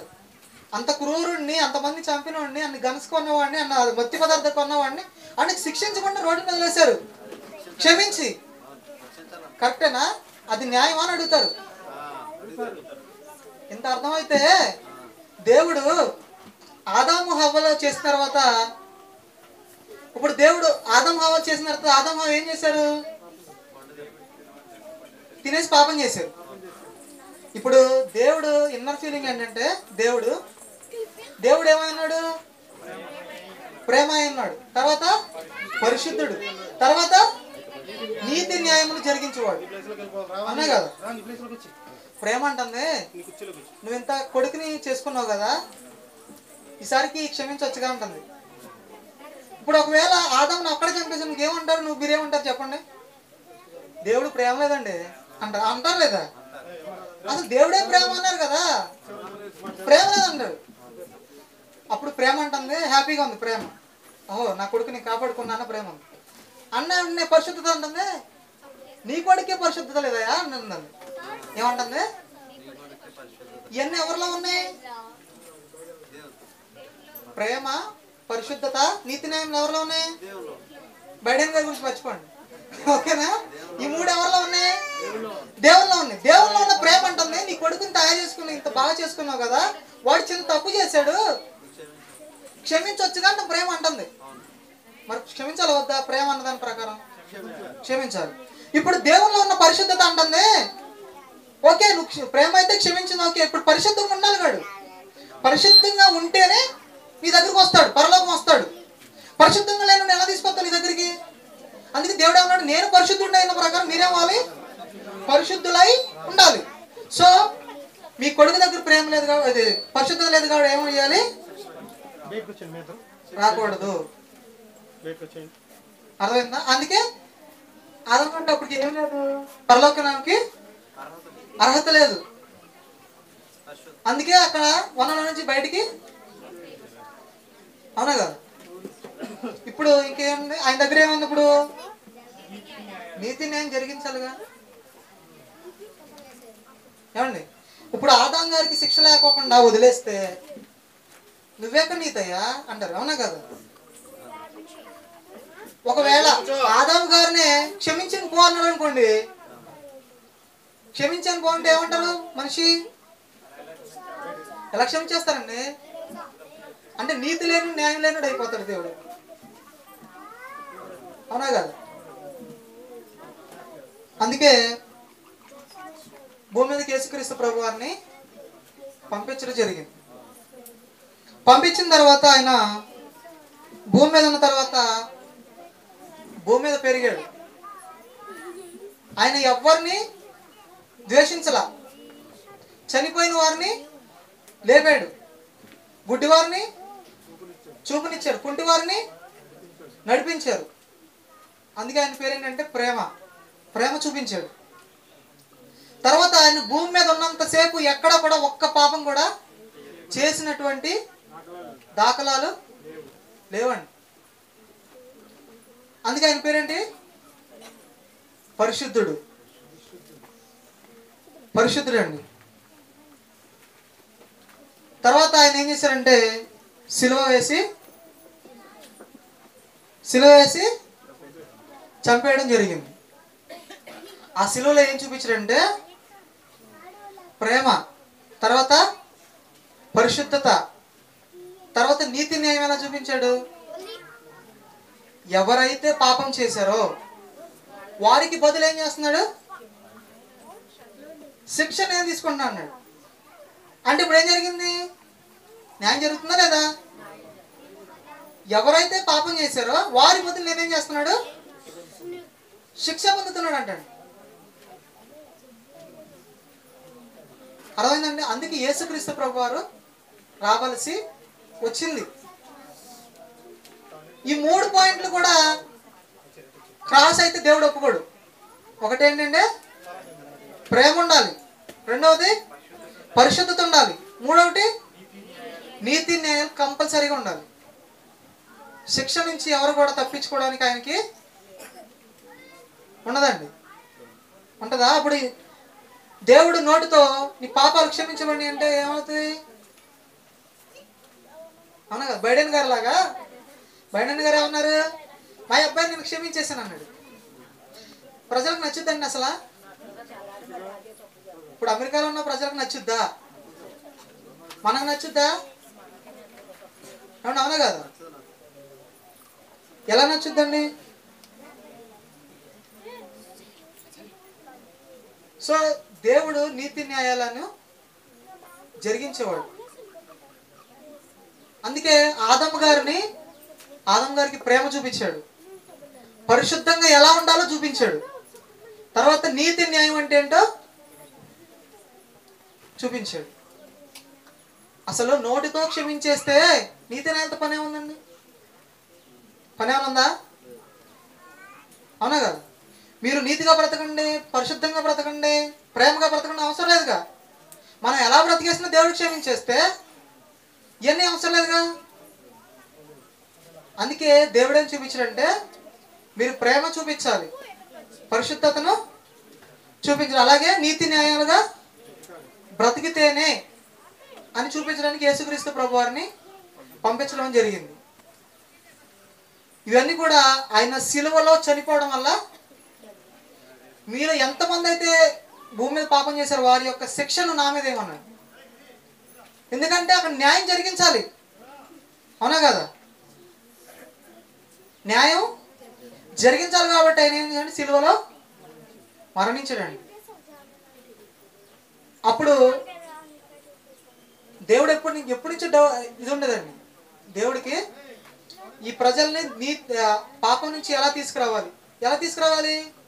ప్రేమగా తీసుకురావాలి, పరిశుద్ధంగా తీసుకురావాలి, తర్వాత నీతి న్యాయాలతో తీసుకురావాలనుకున్నాడు తప్ప ఏదో నోటితో క్షమించేస్తే వచ్చేయడం కుదరదు.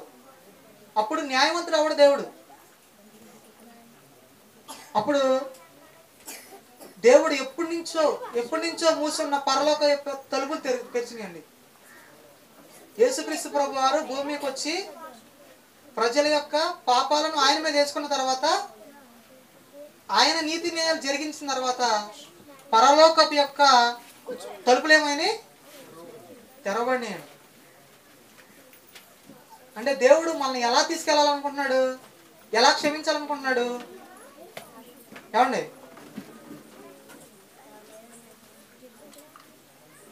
అర్థమైందా మీకు? దేవుడు మనల్ని ఎలా తీసుకెళ్లాలనుకుంటున్నాడంటే ప్రేమగా తీసుకెళ్ళాలి, పరిశుద్ధులను చేసి నీతి న్యాయాలను జరిగించి తీసుకెళ్ళాలి. అర్థమైందండి? అందుకే యేసుక్రీస్తు ప్రభు వారు భూమి మీదకి రావాల్సి వచ్చింది. ఈ చిన్న వాక్యాన్ని దేవుడు దీవించుకున్నాడు. చిన్న ప్రార్థన చేసుకుందాం. పరలోక గ్రంథం నాకు తండ్రి, ఇప్పటివరకు కూడా మీ జ్ఞాన గ్రంథంలో నుంచి అనేక మాటలు నేను నేర్చుకున్నాను తండ్రి. మీరు ఎందుకు రావాల్సి వచ్చింది, మనిషిగా ఎందుకు రావాల్సి వచ్చింది అనేది మేము తెలుసుకున్నాం తండ్రి. మీ యొక్క లక్షణాలను బట్టి మీరు రావాలనుకున్నారండి. ఇంకా అనేక విషయాలు మేము నేర్చుకొని తండ్రి మీ సన్నిధిలో సక్రమంగా నడుచుకునే భాగ్యం ప్రతి ఒక్కరు కూడా దయచేయమని యేసుక్రీస్తు నామమున చిన్న ప్రార్థన మనం అడుగుతున్నాం తండ్రి. ఆమేన్.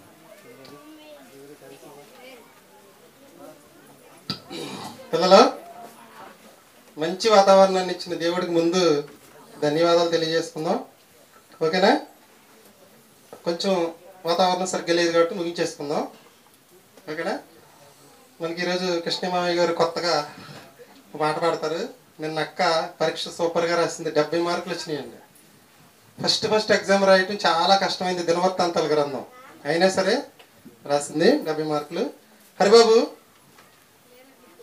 ఉన్నారు. హరిబాబు, మనకి ప్రతి సంవత్సరం జూన్ నెలలో, డిసెంబర్ నెలలో, అమ్మా నిన్ను నేను బయటకు కూర్చోమని చెప్పా. తల్లి మీ ఇద్దరు బయటకు వచ్చేయండి, చెప్తా. బయట అక్కడ కుర్చీలో నీకు కూర్చోండి. జూన్ నెలలో, డిసెంబర్ నెలలో బైబిల్ మీద ఎగ్జామ్ జరిగిద్ది. ఫస్ట్ ప్రైజ్ 5,000 ఇస్తాం, సెకండ్ ప్రైజ్ 3,000 ఇస్తాం, థర్డ్ ప్రైజ్ 2,000 ఇస్తాం, కన్సోలేషన్ 1,000, 500 ఇస్తాం. నిన్న జరిగిన ఎగ్జామ్లో ఫస్ట్ ప్రైజ్ మన హరిబాబుకి వచ్చింది. ఇదిగోండి 5,000 రూపాయలు మనీ ప్రైజ్. దీంట్లో 5,000 ఉన్నాయి. ఫస్ట్ ప్రైజ్ ఎప్పుడు కూడా ఫస్ట్ ప్రైజ్ హరిబాబుకి వస్తుంది. ఓకే, థ్యాంక్స్ అమ్మా. సెకండ్ ప్రైజ్ ఇక్కడే ఉన్నాడు రాజేష్. ఇదిగోండి 3,000 రూపాయలు. తర్వాత థర్డ్ ప్రైజ్ ఇక్కడే ఉన్నాడు కృష్ణ. థర్డ్ ప్రైజ్ 2,000 అండి. ఇక 2,000 రూపాయలు. ఓకే. అలాగే కన్సోలేషన్ ప్రైజులు వై జ్యోతి, వై ప్రవీణ్ ఇంకా రాలేదు. వాళ్ళిద్దరే లేలా తీసుకుంది కదమ్మా.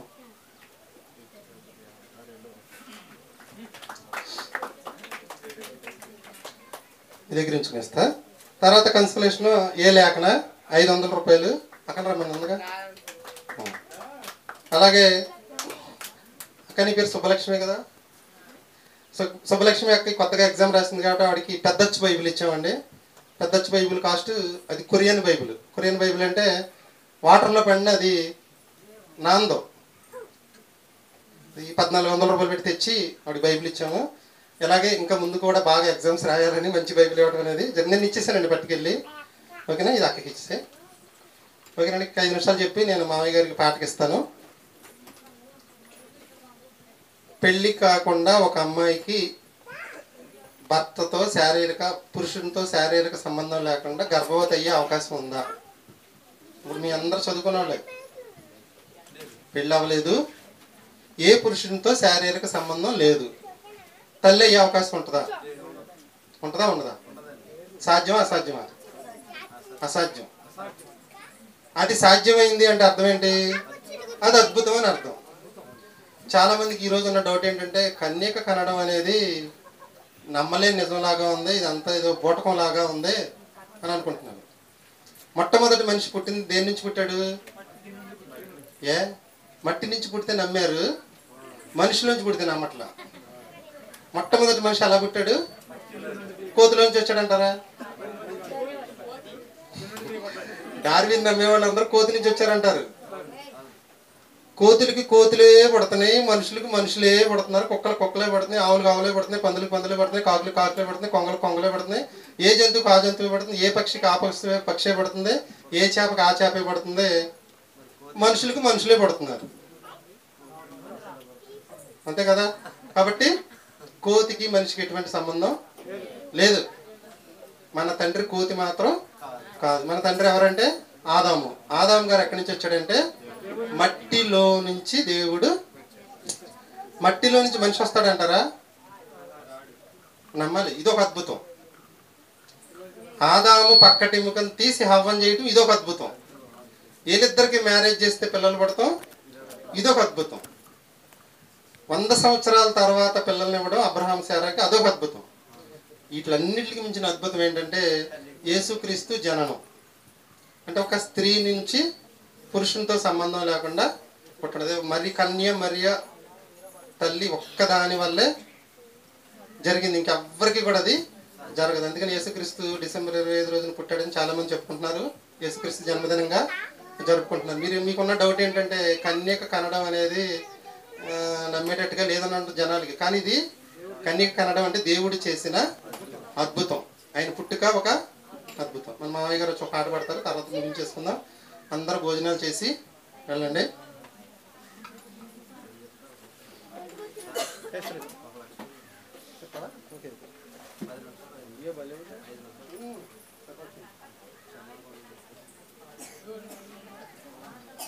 హలో, యేసుక్రీస్తు పండుగ రోజు ఈరోజు ఎప్పటి నుంచో పాడదామనుకుంటున్నాను ఒక పాట.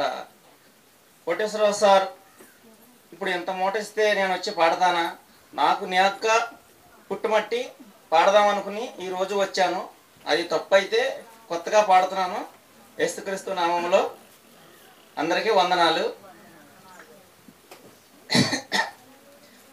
ఏమివ్వగలనయ్యా నీ ప్రేమకు, ఏమివ్వగలనయ్యా నిరుపేదను, ఏమివ్వగలనయ్యా నీ ప్రేమకు, ఏమివ్వగలనయ్యా నిరుపేదను.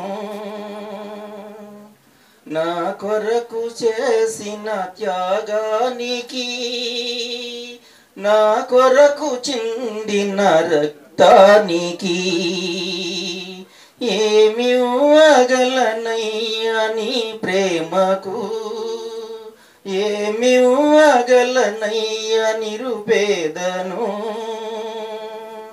ఇస్తారధనమును నాకివ్వగా నీవు నిరుపేదవైనావుగా, ఇస్తారధనమును నాకివ్వగా నీవు నిరుపేదవైనావుగా. పరలోక గగనాన భువనాల నేలేటి రారాజువు నీవేగా,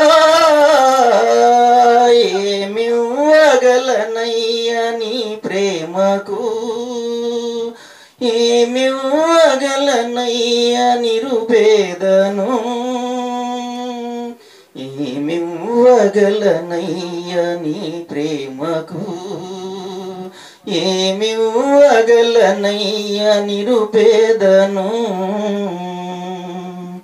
నేను చేసిన పాపాల కొరకు, నేను చేసిన శాపాల కొరకు బలి అయిన నా యేసయ్యా,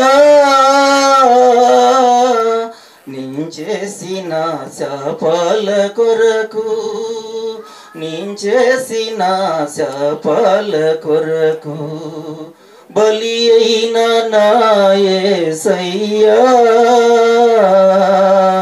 ఇలలో నా ఇలువైన ఘనమైన నీ ప్రేమను నేను ప్రకటించదనయ్యా, ఇలలో నా ఇలువైన ఘనమైన నీ ప్రేమను నేను ప్రకటించదనయ్యా, ప్రకటించదను యేసయ్యా, ప్రకటించదను యేసయ్యా. ఏమివ్వగలనయ్యా నీ ప్రేమకు, ఏమివ్వగలనయ్యా నిరుపేదను, నా కొరకు చేసిన త్యాగానికి, నా కొరకు చిందిన రక్తానికి, ఏమివ్వగలనయ్యా నీ ప్రేమకు, ఏమివ్వగలనయ్యా నిరుపేదను యేసయ్యా, నా యేసయ్యా.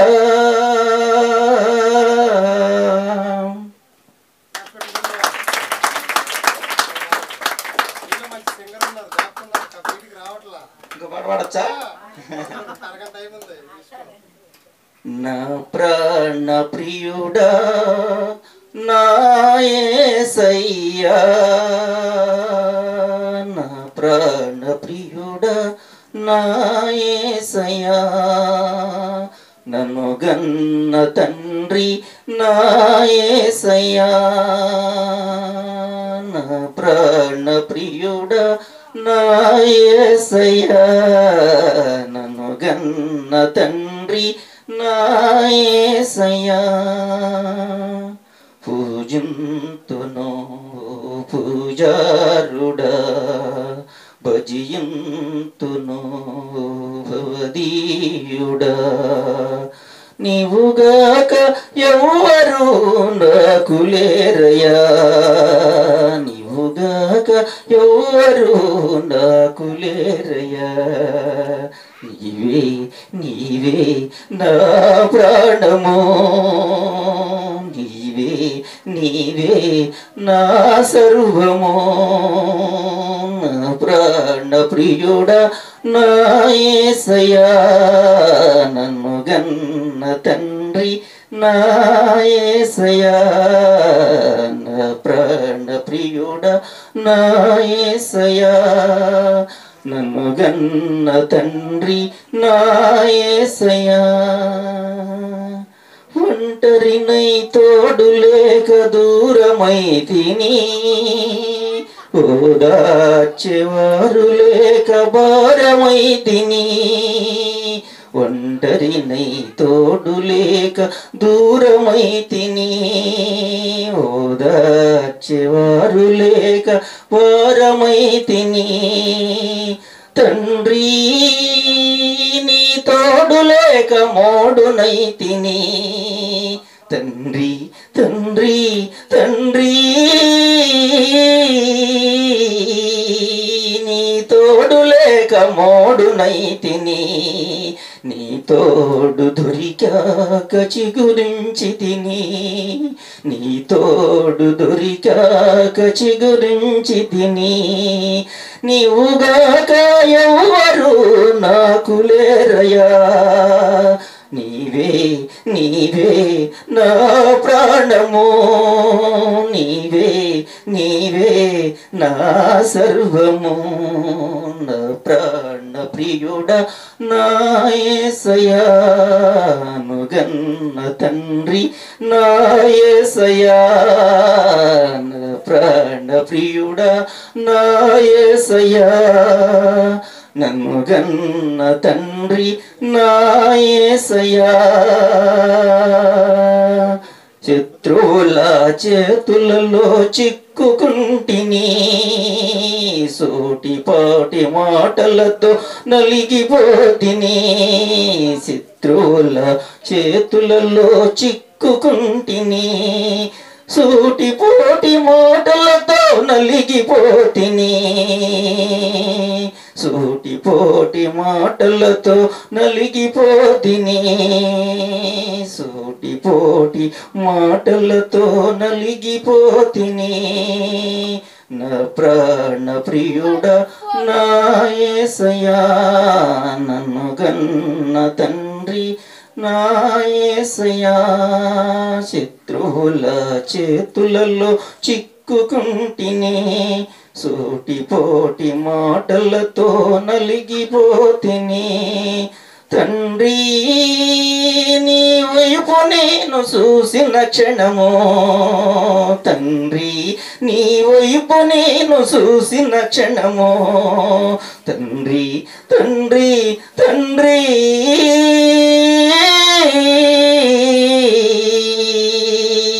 నీ వైపు నేను చూసిన క్షణము కష్టమంతయు తీరిపోయెను బాధలన్నీయు తొలగిపోయెను కష్టమంతయు తీరిపోయెను బాధలన్నీయు తొలగిపోవును నీవున్నావని బతుకుచుంటిని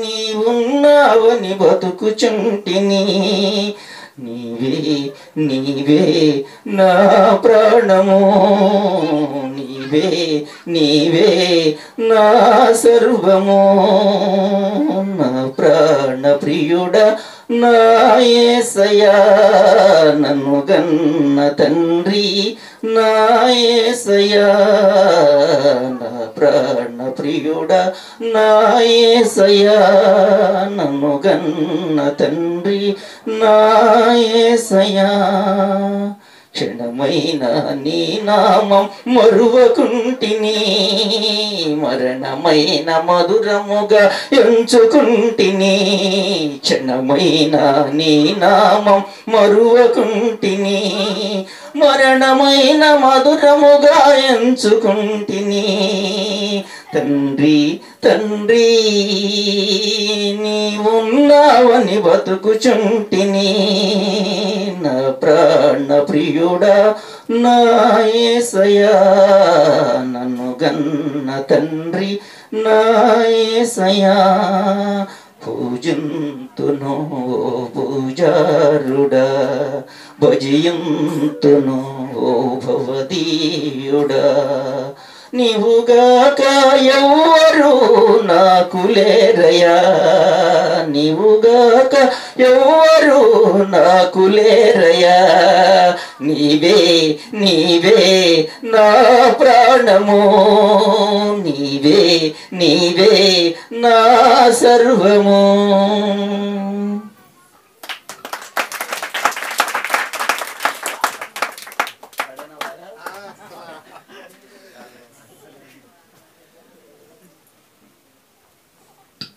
చూడకుండా పాడటం అనేది సామాన్యమైన విషయం కాదు. పాట ఎవరైనా సరే ఎస్పి బాలసుబ్రహ్మణ్యం కూడా పాట పాడేటప్పుడు ఎదురుకుండా ఫోన్ పెట్టుకుంటారు, లేదంటే పాటల బుక్ పెట్టుకుంటారు. మన మామయ్య గారు ఏమీ లేకుండా హృదయం అనే పలక మీద రాసేసుకుని చదివేసుకుని పెట్టి హృదయం నుంచి వచ్చిన పాటలు. చివరిగా మన రాజేష్ ఒక 5 నిమిషాలు చెప్పి ముగించేసుకున్నాం.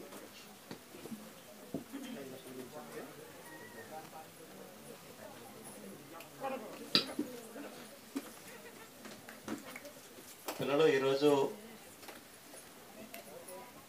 ఈరోజు మనం డేట్ ఎంతండి? 25. ఈరోజు ప్రపంచం అంతా కూడా ఏ సందర్భంగా ఈ యొక్క సెలబ్రేషన్ ఈ యొక్క పండుగను జరుపుకుంటున్నారండి?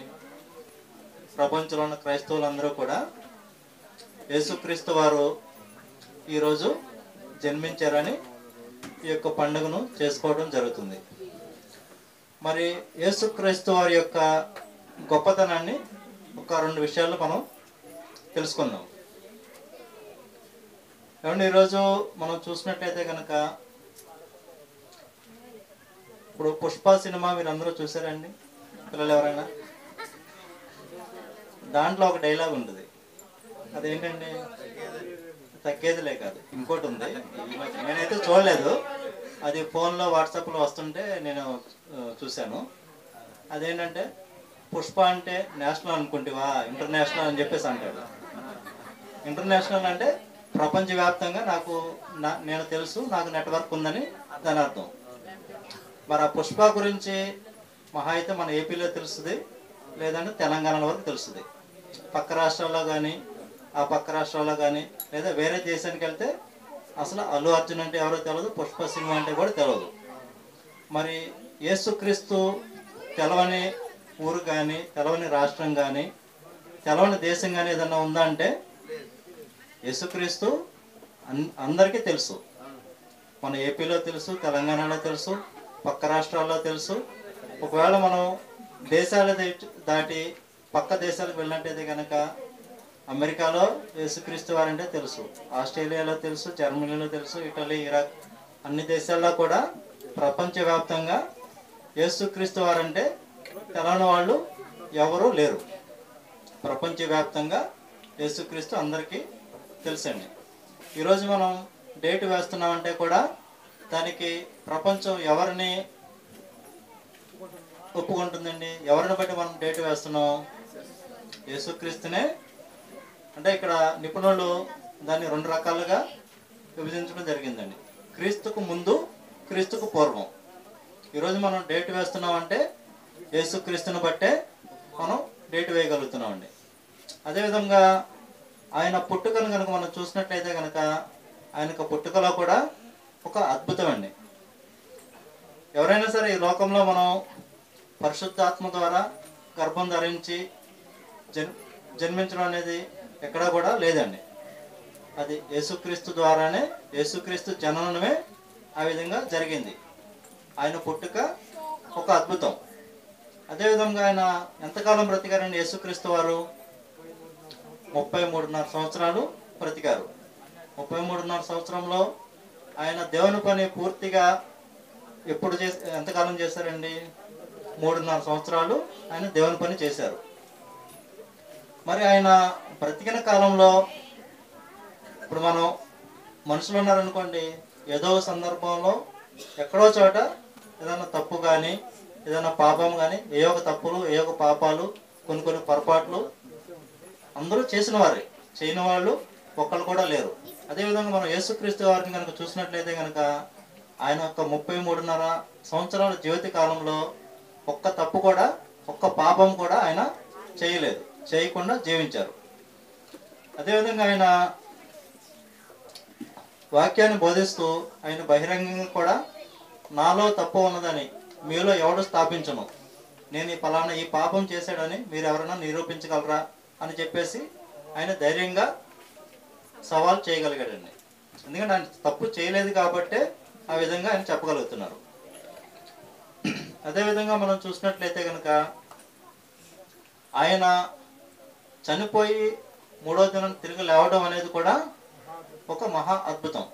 ఈరోజు మనం దేవుళ్ళుగా కొలవబడుతున్న వారు ఎవరైనా సరే చనిపోయి, మన పాపముల కోసం చనిపోయి తిరిగి లేవడం అనేది మనం ఎవరిని చూసినా సరే, ప్రపంచవ్యాప్తంగా ఎవరిని చూసినా సరే ఆ విధమైనటువంటి సందర్భం అనేది లేదు.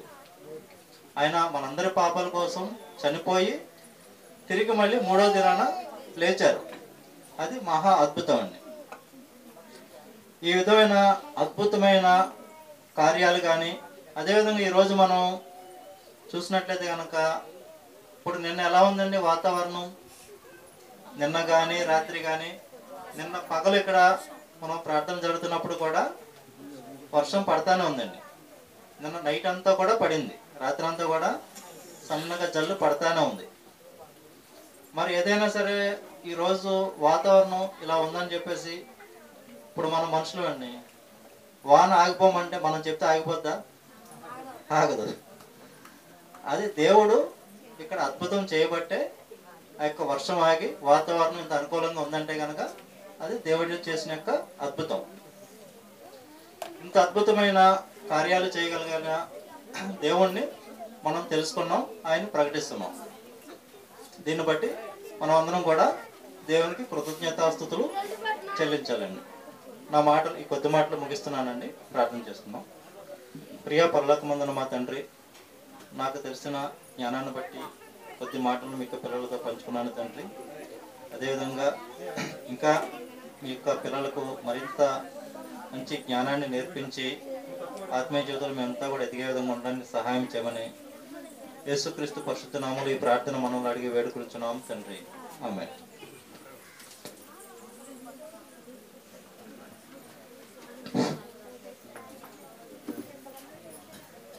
అండ్ అందరికీ చిన్న మనం ఏంటంటే, నేను ట్యూషన్ చెప్తే మీ అందరికీ తెలుసు,